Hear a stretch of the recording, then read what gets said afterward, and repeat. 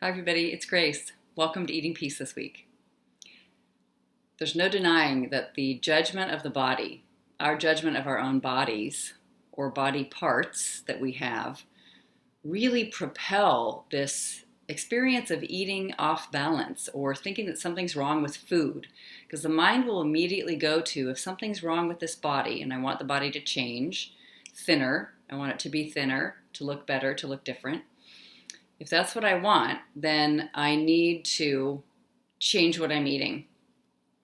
And if I change what I'm eating, I'm going to start hunting down those diets and those weight loss plans and those ways of working with food and nutritional, analysis. Nothing wrong, as I always say, nothing wrong with any of that. But it's interesting to watch the immediate tie with criticism of the body leading to criticism of eating and a hunt for a better way and a lack of acceptance about this present situation, and a believing that there's no way to change unless I'm filled with some sort of judgment about what's currently happening. I thought we would just look a little bit today at body, resistance to the way the body is, like a perfectionistic kind of point of view of the body, wanting that ideal body. I've worked with plenty of people who've come to do eating peace exercises with me, to do the work of Byron Katie and question their thoughts about their inner violence or their inner attitudes. And their goal was still, they themselves actually had quite thin, comfortable bodies. Like they even were basically normal weight. And I always notice how interesting that is, that your actual weight doesn't necessarily have anything to do with your peace within. And there's people that were just compulsively reading labels and freaked out about the ingredients in absolutely anything and everything, and being extremely puristic with their food and feeling such immense tension and lack of freedom that they thought they would go crazy. They're feeling imprisoned with what they should be eating and need to be eating and need to not be eating. And even once they are maintaining sort of a normal weight, that thought about themselves as unable to freely move in the world without having restrictions and some sort of tension and criticism and judgment about the self and about the body. Maybe even your mind threatens you with what the body is going to look like. If you keep eating that, you're going to be a whale or a blimp. It'll kind of like use almost fear tactics to make you stop or to make you start to feel afraid when before you are actually feeling more comfortable. A lot of people begin to first have their trouble that's in imbalanced eating when they first begin with the judgments of the body, like when you're a teenager or when something's happened, like you're going through puberty. And through that change in the way the body is looking, you begin to have judgments or fears about that. And you just feel absolutely sure they're true. There's no questioning whether they're true or not. So I just thought today, looking at that body and the tension we have about the body, let's take a little deeper glimpse into it. So here's a great exercise you can do. I've shared before the one where you're just simply looking at the mirror, looking in the mirror and judging yourself, writing down what you don't like about your body. And sometimes we notice our eyes travel to actually maybe my elbow's fine, my hand is good, but my thighs or my stomach, or there's these typical places that the eyes will travel with what's wrong. Very interesting to sit with those and actually identify that body part that you wish was different. I have this great example of imagining my thighs, like if I had to walk across a stage in a bikini, what I would think other people were thinking about my thighs, jiggly and full of cellulite and too big and out of proportion for the body and all these kinds of thoughts. So you could just find your own body part and narrow it down so you're not necessarily looking at the whole entire body. Write down your judgments. Write down what you think it means about that you have this body part that looks that particular way. Where did you learn that this body part, the way it looks on you, is wrong? Where did you learn that it means these things that you think it means? What do you think you would have if you had this other different kind of body part, like in my case, smooth, muscular thighs that were small? What would I have if I had that? It often has something to do with approval, appreciation, love, admiration. You know, I'm doing something right. People would know that at least that part isn't screwed up. Something like that. You let yourself go ahead and free flow where your mind travels when I ask you that question. You can even pause this video if you want to take a look and identify your thoughts. Just let your judgments be judgy. Go ahead and do it. And now here's an interesting question. I love this. I got this actually from Suzy Orbach, who's done tons of work with body and investigating self-image and body image through years and years. And she first wrote a book called Fat is a Feminist Issue that I think I read 20 years ago. Very powerful. And so she has this exercise around body image where, first of all, you find all your judgments about that body part that you find so hideous. I mean, it's amazing, the violence and the disgust that can be around looking at a simple body part, right? But to do this unedited, I mean, this is the step one in first identifying what your judgments are instead of trying to scoot through the process or avoid how intense your feelings actually are about the way that looks. Just go ahead and see it. You know, something in you has just adopted this incredibly mean and vicious perspective of this body part, like horrifying, you know, embarrassing, shameful even. So just see what the meanings are that you put on a body part that looks like that. And now here's an interesting exercise. Here it is. You can imagine totally separate an uncomfortable situation you had with somebody in your life. Maybe just think of something recently, a short exchange, something when you didn't really like what they said or you weren't sure what they said or something made you a little nervous or you felt threatened. You know, a boss, a family member, a coworker, a child, parent, neighbor. Think of a situation where somebody said something or did something and you felt uncomfortable. Maybe it goes back a ways. Maybe if you don't think of something immediately that happened recently, you can just put yourself in a situation that goes back some period of time. And you imagine the discomfort of that moment, how uncomfortable you felt in that situation. Another helpful, and that's just a very free flow, open-ended situation of a moment you felt uncomfortable. So now, imagine yourself to have this upgraded, changed, more ideal body part, you know, the way we all immediately see, this one is wrong that I have, those thighs, just not good enough. I have this other version that is just pure and perfect and wonderful. It would be so fabulous to have that other version of this body part, in my case, those thighs. And imagine if you had this new version of yourself, this different, alternate, perfect version of yourself, and that body part was no longer the way it was, or just simply a smaller body, if you want to look at it that way, large body, small body. And now put yourself in that situation, in that tense situation or that uncomfortable situation you had with somebody, an exchange or a moment or something that went on. Notice what you would feel that would be different. Notice if there is any difference at all. So just see what kind of associations come up with having a body that now looks this new way that you're imagining? What kind of expectations? How do you see yourself? You see that scene of you in that situation with the other person.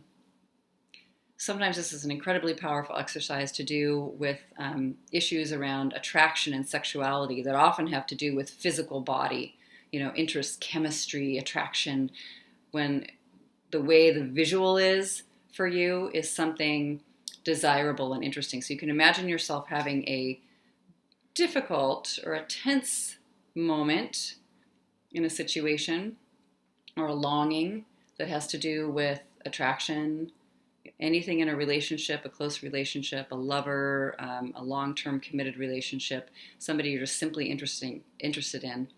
And imagine yourself in that ideal version of your body, and notice if there's anything different.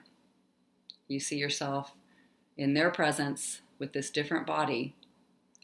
What do you think you would have if you had that different body? What do you have as you imagine yourself in that situation with that different body?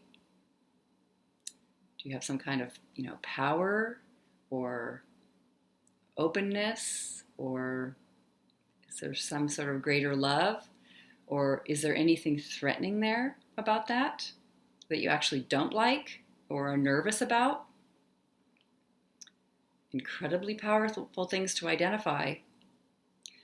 And I can't tell you how many times that people recognize there is something a little scary in what they notice. If they had that ideal version of a body, there's some situations that they might not like having that perfect body in.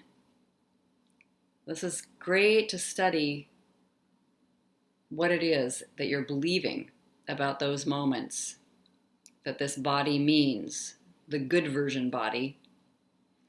What is it that you would have? How would you yourself behave? What is it that you think would be available to you? And to notice if it was good or a little threatening or a lot threatening. We've all heard of people who wind up overeating an enormous amount of food or having a very heavy body, and it's kind of like a wall or some sort of brace or protection against being noticed as a thin person.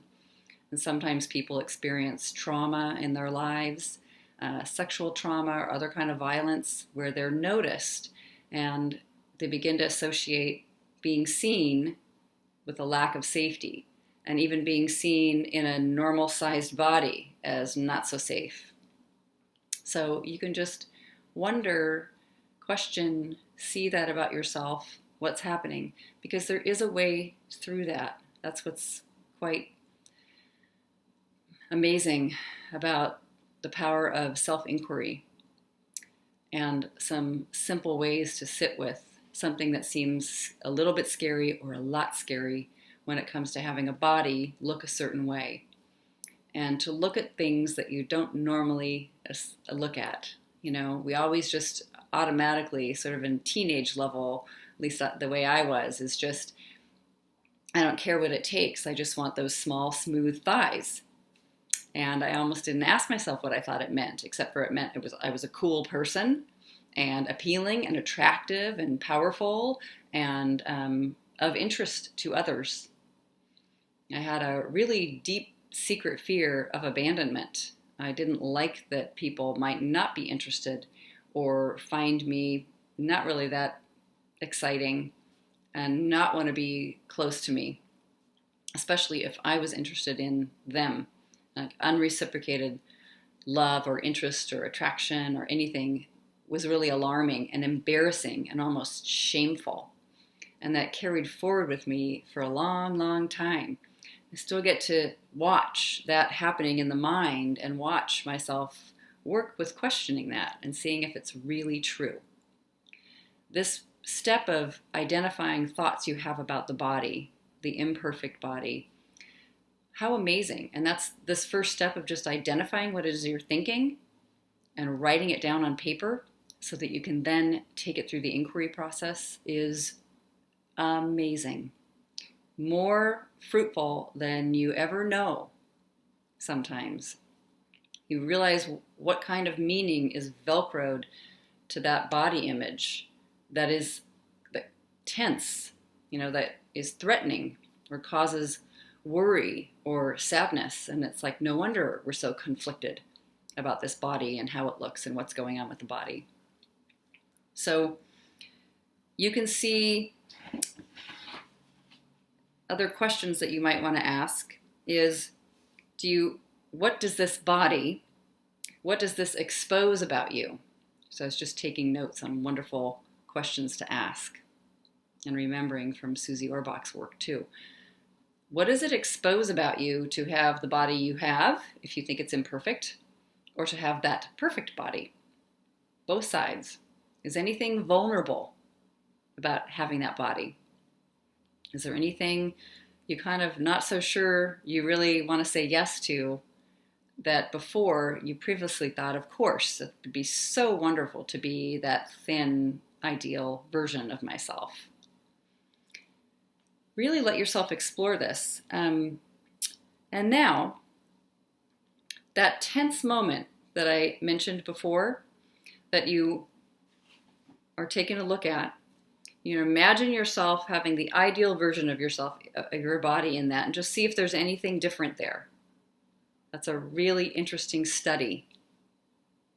Is there anything I believe about myself or about the other person that would be different if my body was the ideal version in that moment? Is there anything I believe that person would be thinking about me that would have changed that tense moment?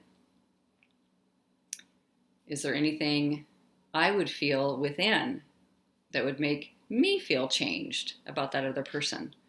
Just to watch and notice.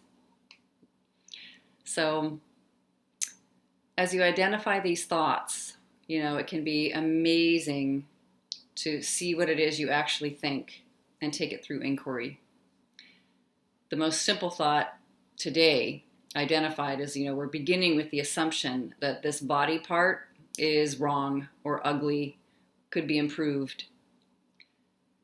Amazing to go through the 4 questions with that simple beginning. Like that can be the first inquiry.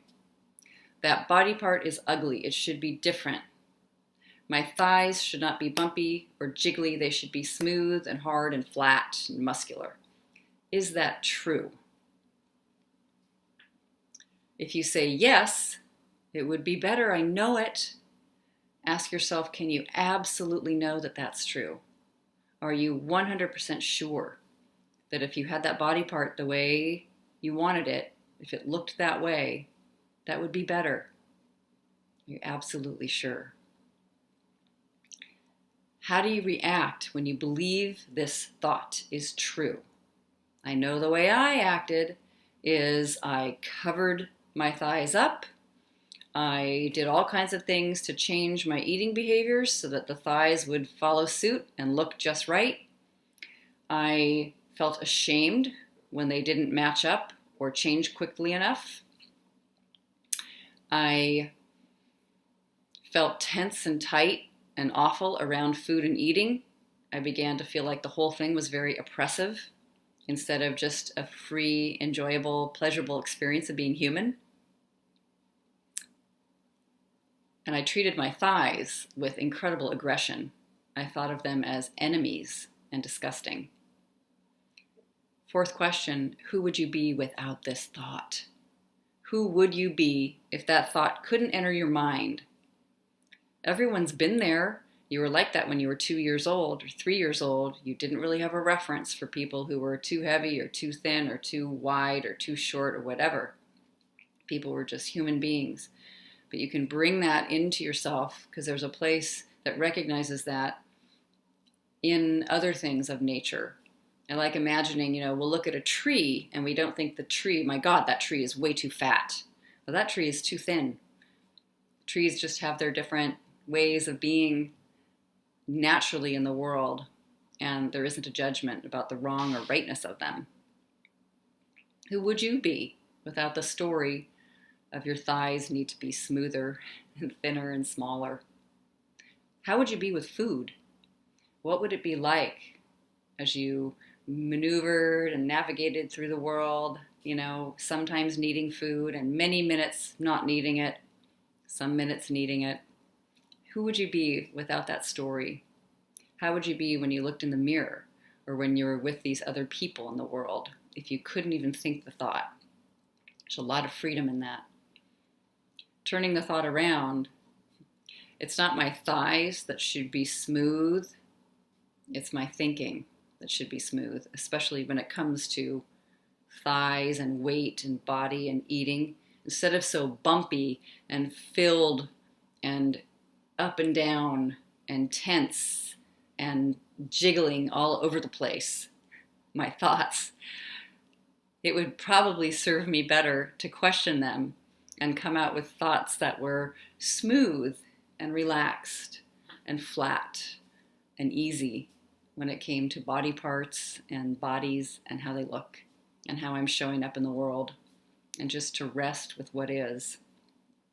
And I know for sure that how I am with food and eating and types of foods, when I don't believe my thoughts about the body, is I'm able to be much more present with them and find out if I actually like them or not, and eat them when I want to or don't. And I have my true desires to check in with. Nothing's coming from the outside about whether I should or should not be eating it, or what the right or wrong thing to eat is, or whether it's good or bad for me. I just notice how I feel and how I am with food and eating and what begins to happen. And maybe it turns out that it's the same sometimes as what is on some diet and food plans. But it's so wonderful because it begins to just become the natural way of being with it. So who would you be without your story that your body needs to be different than it is? It doesn't, not to have a happy life. I like how Byron Katie asks, would you rather have your mind change and become enlightened and free, or your body be perfect? And almost anyone answers that question. I'd rather have my mind, I'd rather have my mind become free than my body become perfect. Who knows? There's many people with perfect looking bodies walking around who are still incredibly imprisoned by their thoughts and about all kinds of tense and difficult things and threatening things. So it's so powerful to have the work to question your thinking and really feel it. Feel in this moment, in the present moment, lighter about what is. I like thinking this, being aware of, do you think you're more likely to relax and land in your more ideal weight and be present in the weight you are and stay, hold a steady weight and be comfortable in it if you attack your body when you look in the mirror and hate it and are disgusted by it, or if you are accepting and gentle and kind with what's happening? I just found I was much more likely with a very steady openness. And I'm not talking about just total, not wild, letting the mind just be violent all the time or completely unquestioned at every moment.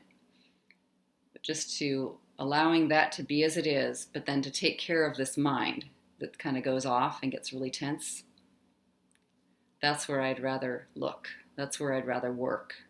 And I find the body follows the mind. The question mind, the body will just begin to follow. At least it sure did for me, and it has for many people that I've spoken with and done the work with over the years.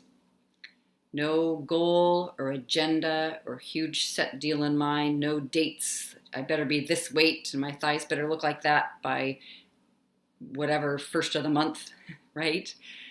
We're just leaving that alone. It's much more, it feels much freer and much more efficient to take this day today, right now, and practice being comfortable and relaxed and not violent with this body and the way it looks and how I am with this now, today. Doesn't mean I don't consult experts or seek more information if that excites me and is wonderful and supportive. In fact, questioning the mind can often lead to greater understanding or gaining information that you never considered before. So let me know how it goes. Write down. It's quite an exercise to take care of, to look at something you dislike so much and see what you think it means about you and about the world. But I know you can question your thinking and change your experience of eating. Okay, let me know how it goes.